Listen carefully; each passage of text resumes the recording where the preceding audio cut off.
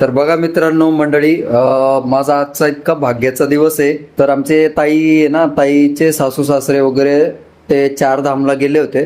तर चारधाम यात्रा त्यांची संपूर्ण झालेली आहे. तर पूर्ण 1 महिना वरती 2-3 दिवस असे गेले होते ते. तर आपण त्यांचा एक थोडासा अभिप्राय घेऊ आणि मी त्यांचं दर्शन वगैरे पण घेणार आहे. कारण की तिकडून आल्यानंतर जे दर्शन घेण्यामध्ये आहे, तर त्यांचं म्हणणं आहे की असं की ते दर्शन घेतल्यानंतर एक पाप पुण्याचा घडा जो असतो तो भरला जातो म्हणे.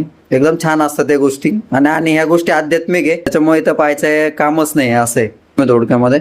तर बघा, हे आता समजा आमच्या ताईंच्या सासूबाई म्हणजे माझ्या मामी येतात त्या, आणि हे मामा येतात ताईचे सासरे.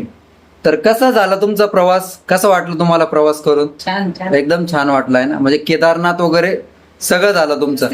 एकदम छान झालं. म्हणजे यांचं केदारनाथ, यमुनोत्री, द्वारका, नेपाळ म्हणजे या सगळ्या गोष्टी त्यांच्या पूर्ण झाल्यात आणि एकदम छान झालं. म्हणजे त्यांनी आल्यानंतर, आता त्यांना कसं व्हिडिओमध्ये जास्त बोलण्याचं हे नाही, तर त्यांनी आल्यानंतर मला सगळ्या गोष्टी एकदम क्लिअरली सांगितल्या. आणि मी पण अयोध्येला गेलो होतो, तर त्यावेळेस मग मी पण त्यांच्यासोबत खूप छान अशी चर्चा केली. तर आता मी त्यांचा आशीर्वाद वगैरे घेणार आहे. आता त्यांनी तरी त्यांच्या भाषेमध्ये सांगितलं आपल्याला एकदम छान झालं म्हणून. तर बघा तुम्ही एक सर्वांना एक आशीर्वाद देऊन टाका की आपले बरेचसे मंडळी बघणार आहे, त्याच्यामुळे मी आता फक्त दर्शन वगैरे घेतो, तर त्याचे फोटो वगैरे अपलोड करू. आणि तुम्ही पण तुमचा अभिप्राय, कमेंट, लाईक, शेअर सगळ्या गोष्टी करून टाका, म्हणजे आपल्याला या गोष्टी पुढे चालू ठेवता येईल आध्यात्मिकच्या. हर हर महादेव.